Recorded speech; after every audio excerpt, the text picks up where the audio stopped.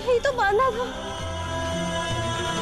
हे माता माई, मेरे को मेरा मंगलसूत्र दिलवा दीजिए।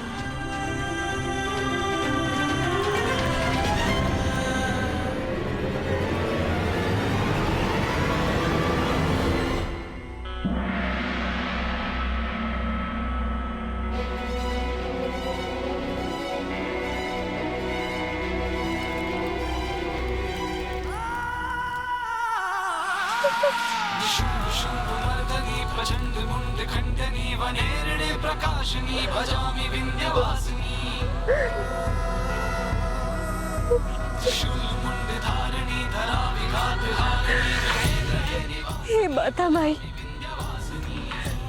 मैंने इस मंगलसूत्र ने उतार के बहुत बड़ी गलती की है।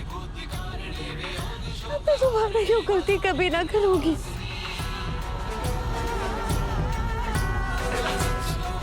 हे माता माई, मैंने आज तक अपने लिए कभी कुछ ना मांगा और ना ही मांगूंगी।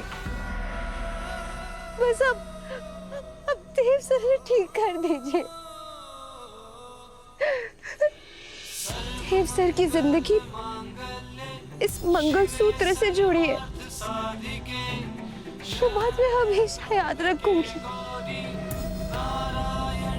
हे माता माई, अब मैं यह मंगलसूत्र मरते दम तक खुद से अलग ना करूंगी।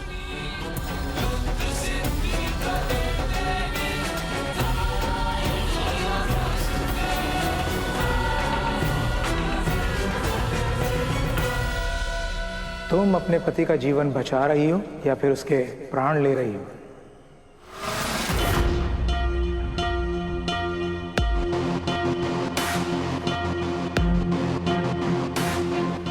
इंसान के जीवन में सिर्फ दो ही सत्य होते हैं। पहला उसका पैदा होना और दूसरा उसका अपने शरीर को त्यागना। इन दोनों सत्यों के बीच ही उसका सारा संसार समाया होता है। मैं समझी नहीं, कौन है आप?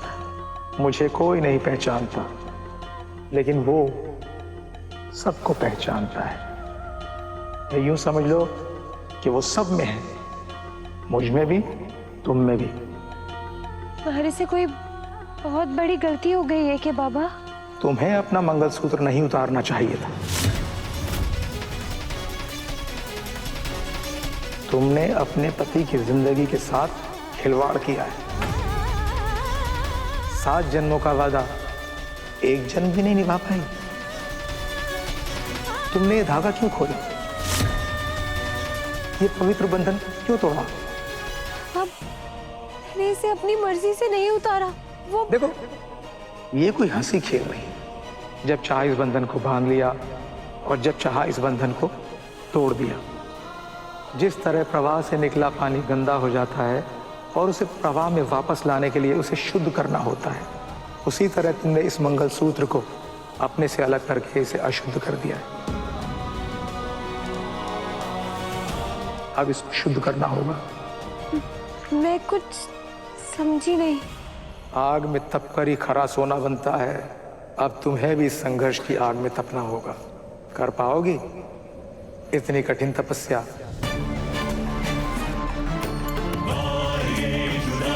जी बाबा, जो आप बोलेंगे मैं सब करूंगी। मैं अपनी गलती जरूर सुधारूंगी। जिसने तुम्हारी मांग में सिंदूर भरा था, जिसने तुम्हें यह मंगलसूत्र पहनाया था, इस मंगलसूत्र को दोबारा उसके हाथों का स्पर्श कराना होगा, तभी तुम इसे दोबारा पहन सकती हो, अन्यथा नहीं।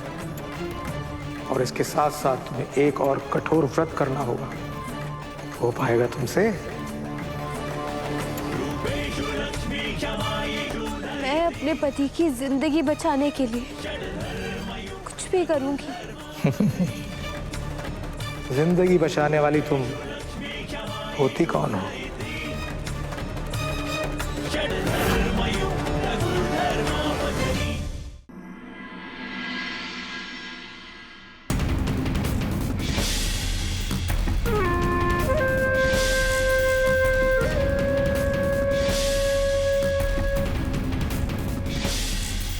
सुनो, पेशेंट ऑलरेडी आईसीयू में अपनी आखिरी सांसें गिन रहा है, कभी भी मर सकता है। पर अगर वो बच गया तो मेरे लिए अच्छा नहीं होगा, इसलिए तुम स्टैंड बाय में तैयार रहना और मौका मिलते ही उसकी कहानी खत्म कर देना, समझे?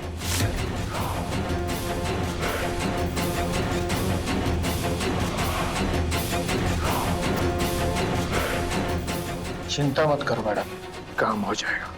पर ध्यान रखना, किसी को कोई शक ना हो और ये मौत बिल्कुल नेचुरल लगनी चाहिए। ऐसे ही होगा।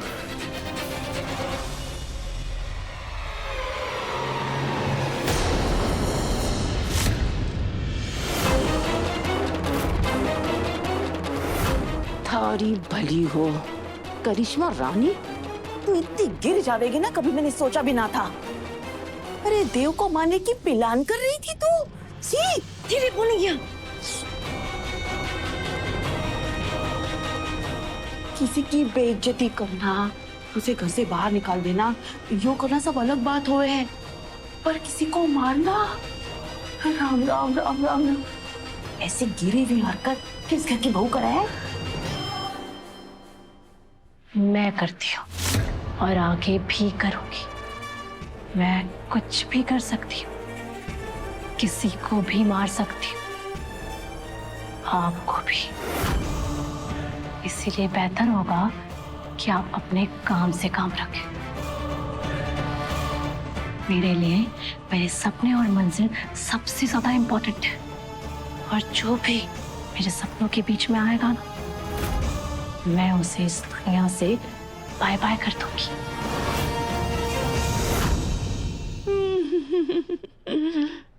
अरे बकली, हमारी प्यारी बहू रानी, मैं मजाक कर रही थी। अरे सच में मैं मजाक कर रही थी, तो भूल गई? हम दोनों तो एक ही पार्टी में है ना एक ही पार्टी। अरे ताली देना, अरे देना।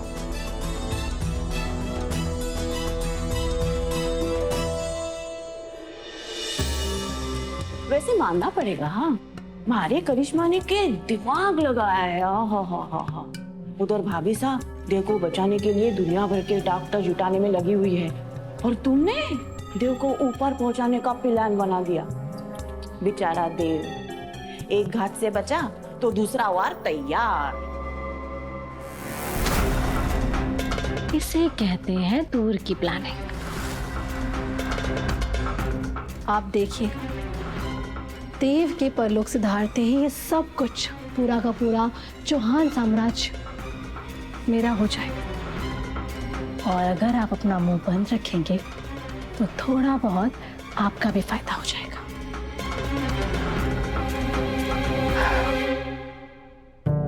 भारी भली हो, इस खोखा और शैतानी दिमाग से अब मारे को ही बचकर ही रहना पड़ेगा।